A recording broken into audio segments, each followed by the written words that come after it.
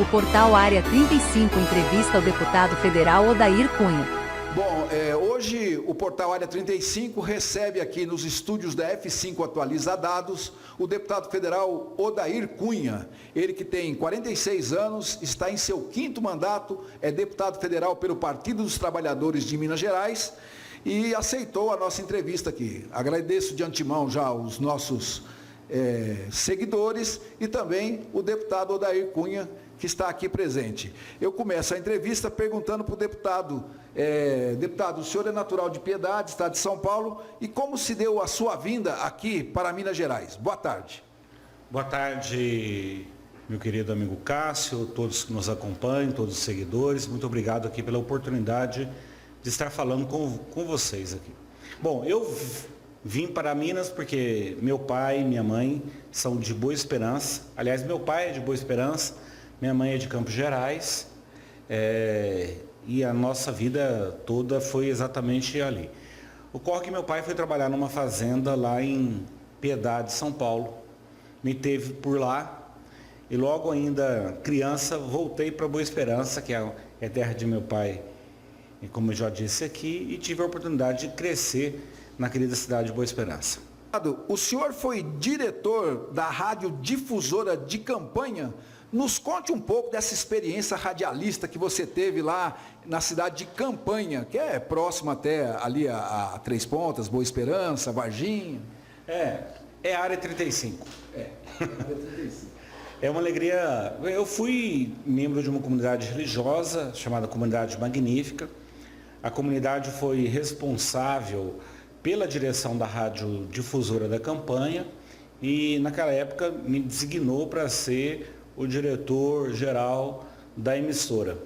A curiosidade é que, naquela oportunidade, eu levei para trabalhar comigo um locutor de rádio que trabalhava na cidade de Caxambu, Baipendi, que anos depois, foi se tornar prefeito, reeleito prefeito, atual prefeito da Campanha, que é o meu amigo Roberto Silva. Então nós desenvolvemos um trabalho inicial lá na Rádio Difusora da Campanha.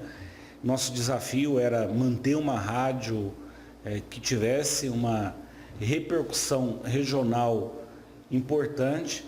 Eu nunca tive muito gingado para ser radialista, para ser locutor.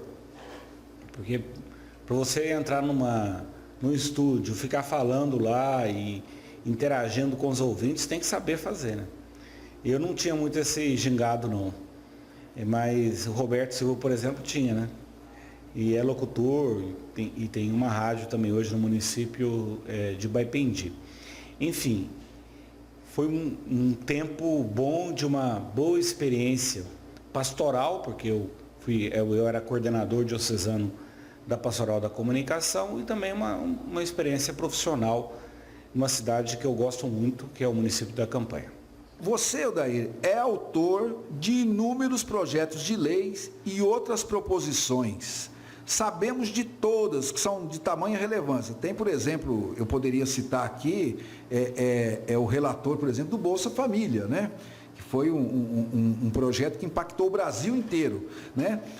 Mas você poderia citar algumas de grande repercussão que você tem essa vivência, lembra que você foi relator lá no Congresso? Primeiro, eu entendo assim, que ultimamente nós tivemos a oportunidade de assinar uma autoria conjunta do projeto de lei que, neste momento de pandemia, criou o Auxílio Gás. Foi mais um auxílio importante no momento em que as pessoas passam por uma dificuldade relevante. Mas isso nós fizemos agora por ocasião da pandemia. Mas tem 2 projetos que a gente está trabalhando lá que tem a ver com a nossa vida aqui, muito. Um é um projeto de lei que obriga e regulamenta o preço dos combustíveis. O que diz o projeto? Primeiro tem que garantir transparência na formação do preço dos combustíveis, para nós não entrarmos, porque nós vivemos um processo de monopólio, Você tem uma empresa única que explora, que comercializa 90% dos combustíveis do Brasil, que é a Petrobras.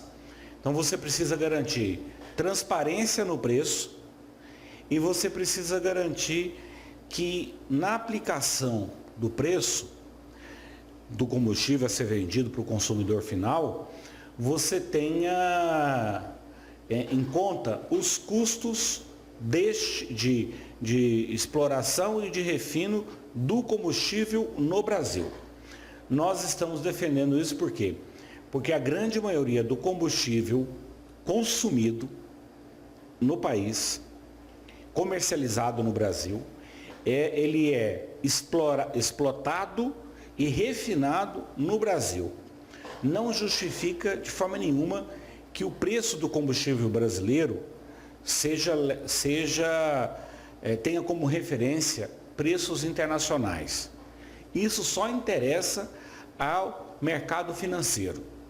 Então, o nosso projeto de lei obriga transparência na formação de preços e obriga que você tenha uma média ponderada, ou seja, qual é o percentual de combustível que eu importo? É pouquinho, é 10, 20% no máximo.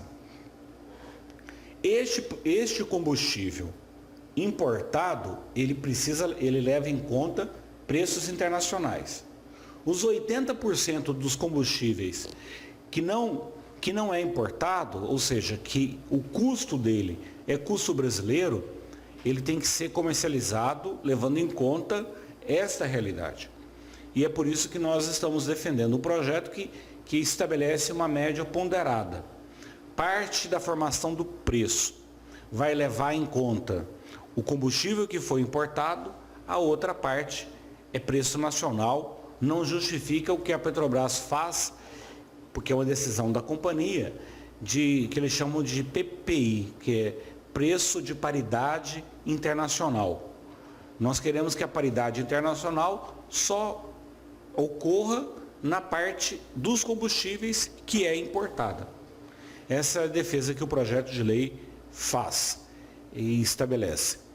É claro que isso contraria interesses econômicos e financeiros, mas eu tenho certeza que interessa a maioria do povo brasileiro, porque não há quem não chegue num posto de gasolina hoje e não se sinta assaltado. E nós estamos sendo assaltados por este preço praticado pela companhia. Uma deliberação clara da Petrobras. Por que não muda isso? Porque o presidente da República não muda o conselho deliberativo da companhia. Porque o presidente da República, ele pode sim colocar outras pessoas para formarem o conselho da empresa. Quem escolhe os conselheiros da companhia é lá o presidente da República, o Palácio do Planalto, porque ele tem maioria, porque o governo brasileiro tem a maioria das ações. Então nós não podemos admitir que em companhias estratégicas, como a companhia de petróleo, como a companhia de geração de energia elétrica, no caso a Eletrobras, o governo brasileiro se abstenha de colocar seus agentes nestes espaços, porque isso tem a ver com soberania nacional. Nós não podemos continuar mais deixando o povo sofrer como está sofrendo. Bom, enquanto o presidente da República não faz o que tem que fazer, a gente propõe um projeto de lei que mexe na política de preço. O segundo projeto que eu estou defendendo é um projeto que cria um comitê gestor cria um comitê gestor responsável por se fazer um plano de manejo no entorno de reservatórios de energia elétrica. E é o que nós defendemos aqui para o Lago de Furnas e para o Lago de Peixoto. Por quê? Porque nos dois reservatórios nós temos uma variação muito abrupta no nível dos reservatórios, tanto de Furnas e de Peixoto. Quem estabelece a outorga, ou seja, a autorização para o uso das águas nesses dois reservatórios é a ANA, que é a Agência Nacional de Águas. nossa compreensão que quem tem que autorizar essa outorga, e é por isso que nós defendemos a revisão da outorga, são os atores públicos e privados que usam do lago. Porque todos nós temos interesses econômicos no uso dessas águas, tanto para o turismo, como para a piscicultura, como para o transporte fluvial, como para geração de energia elétrica. O que nós defendemos neste nosso projeto de lei é que este comitê gestor estabeleça, então, quanto de água eu posso retirar para fins de irrigação, quanto de água eu posso retirar do lago, ou qual é o espelho d'água que eu posso usar para a piscicultura,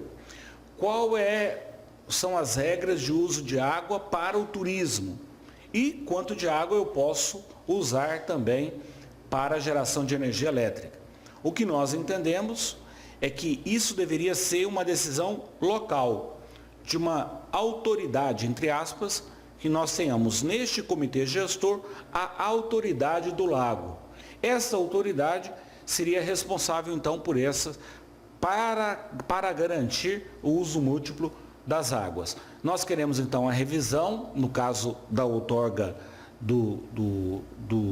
da usina de Furnas, porque essa cota 750 como uma cota mínima é uma cota que não garante o uso múltiplo das águas.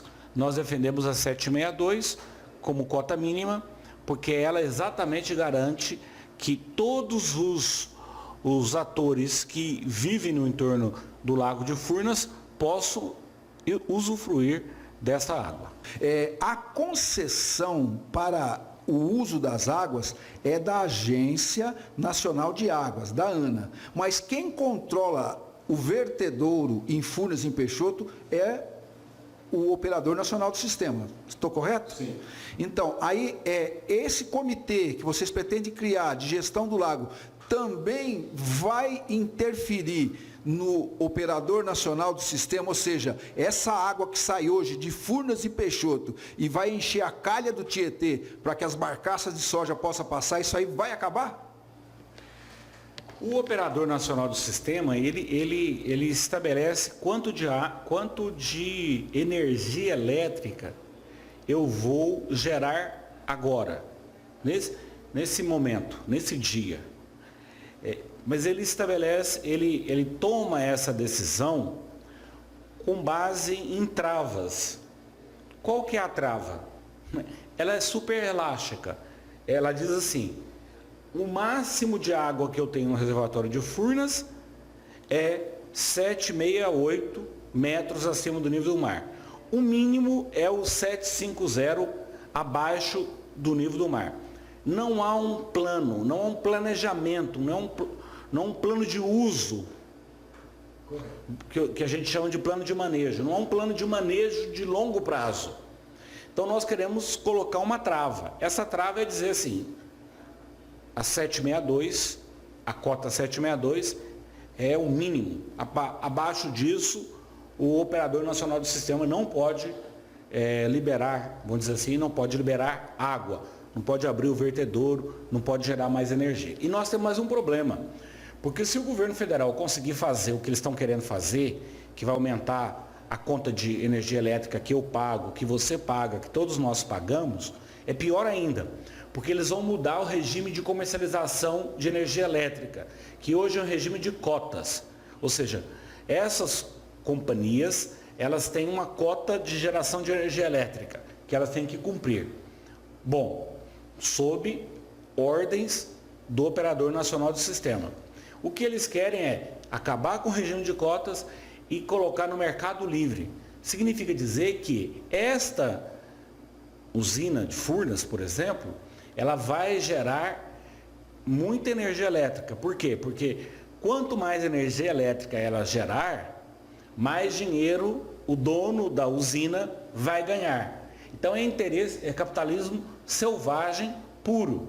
Ou seja, eu gero mais energia elétrica, porque em gerando mais energia elétrica eu vou garantir mais lucro para o meu dono. É lamentável. Bom, agora nós vamos estabelecer uma coisa assim. Uma coisa foi a relatoria, né? Que é um papel do deputado, é um papel que ele assume dentro do legislativo. Agora, outra coisa são as emendas constitucionais, né? O senhor poderia explicar o que vem a ser relator de uma emenda e a sua importância? A emenda constitucional, como diz, ela é um projeto que agrega um outro texto legal à Constituição. A Constituição foi feita em 1988, foi promulgada lá, e de lá para cá, todas as alterações constitucionais, elas não podem ferir o que a gente chama de cláusulas pétreas, porque essas não podem ser alteradas, porque elas têm a ver com o pacto social feito na Constituinte de 88. De lá para cá, qualquer alteração que não as cláusulas pétreas, elas podem ser feitas através de emendas constitucionais. Então, para você apresentar uma emenda constitucional, você primeiro precisa recolher um número mínimo de assinaturas de deputados ou senadores. Se for emenda de senador da República, começa na casa de lá, na emenda no Senado Federal, vai para a Câmara dos Deputados depois. Se for emenda de deputados federais, tem que ter no mínimo lá 171 assinaturas de deputados federais, começa a tramitar na Câmara, vai para o Senado depois. Bom, enfim, uma casa faz a revisão da outra e altera, então, este texto constitucional. Quando você é relator dessas emendas, você apresenta um relatório que, no fundo, é uma opinião sua sobre aquela alteração constitucional. Se você é a favor, se você é contra, se você vê ilegalidade no texto proposto, se você não vê ilegalidade no texto proposto, e submete depois aquela sua opinião, aquele seu parecer, é submetido ao conjunto de parlamentares. Foi bom esclarecer, porque a gente vê muito isso na TV e às vezes tem gente que não entende qual o significado disso ou a importância disso. Até chega na hora da votação, muitos falam, voto com o relator. Né? Ou seja, acata a opinião do relator. Você já bebeu aí do executivo, né? Foi convidado, exerceu cargos no executivo. Você teria algum tipo de pretensão de disputar uma vaga no executivo? Eu diria que quem está na vida pública tem que ter disposição para o serviço. A política é espaço de serviço, mas também ela não é um voo solo, ou seja, você não se coloca como eu quero isso, eu quero aquilo. As pessoas, você acaba representando um projeto coletivo e você é sempre candidato de alguém para alguma coisa. É bom no sentido, eu tive a oportunidade de trabalhar já no Poder Executivo. Lá você consegue perceber melhor a eficiência das políticas públicas, na medida que você atua na prestação direta do serviço público. É uma experiência rica. O parlamento é um espaço de elaboração e de debate de propostas, que tem incidência na vida do povo, como eu acabei de dizer aqui, no caso desses dois projetos de lei que eu apresentei. Um que diz respeito aos combustíveis, outro que diz respeito ao comitê gestor desses reservatórios para fins de geração de energia elétrica. As duas experiências são ricas, entendo que a gente tem que estar sempre aberto. Eu diria que eu estou aberto, mas o futuro a Deus pertence. E falando em eleição, tanto para o Legislativo como Executivo, recentemente o senhor foi indicado para a segunda secretaria da mesa diretora da Câmara dos Deputados lá de Brasília. O que significa, Odair, ser o segundo secretário da Câmara dos Deputados? Ou seja, qual que é a importância, qual que é a relevância, quais as funções de um segundo secretário? Primeiro, é uma função administrativa, tem a ver com o funcionamento administrativo da casa. A Câmara dos Deputados, em tempos fora de pandemia, já recebeu 30 mil pessoas circulando pelas dependências da casa em um dia. Porque você tem uma incidência muito grande de muitos debates, temas que são tratados na casa. Então você tem que ter um sistema que funcione. A segunda secretaria cuida das relações internacionais da casa, das relações com embaixadas, com corpo diplomático de outros países, cuida também da organização de prêmios, de medalhas, de honrarias que a casa oferece, como nós temos agora. Por exemplo, tem a medalha do mérito legislativo. Você que organiza essa comenda. Você organiza a escolha das pessoas que serão homenageadas. Nós teremos agora, por exemplo, no mês de junho, quando muito em julho, vamos entregar lá a comenda da Zilda Arnes, tem a ver exatamente com projetos e pessoas que se dedicam à causa das crianças, da proteção das crianças, porque nós sabemos que ela era uma pessoa totalmente dedicada à causa da nutrição infantil, da segurança alimentar das crianças. Então a gente escolhe pessoas identificadas com essa causa para homenageá-las. Então nós cuidamos deste trabalho, vou dizer assim, administrativo ali na casa, uma oportunidade. Na verdade, eu estou ocupando um espaço, porque a deputada Marília Reis, que era deputada do Partido dos Trabalhadores, foi para outro partido, agora na Janela. Como o espaço é um espaço de representação coletiva do Partido dos Trabalhadores, os meus colegas me deram essa tarefa aí por mais 9 meses. Mas é um setor até bastante produtivo, né? Você poder se relacionar com as embaixadas, poder estar fazendo essa comenda e, se não me engano, a Zilda Arnes morreu no terremoto do Haiti? Foi, né? Ela estava lá, ela que foi... Uma igreja.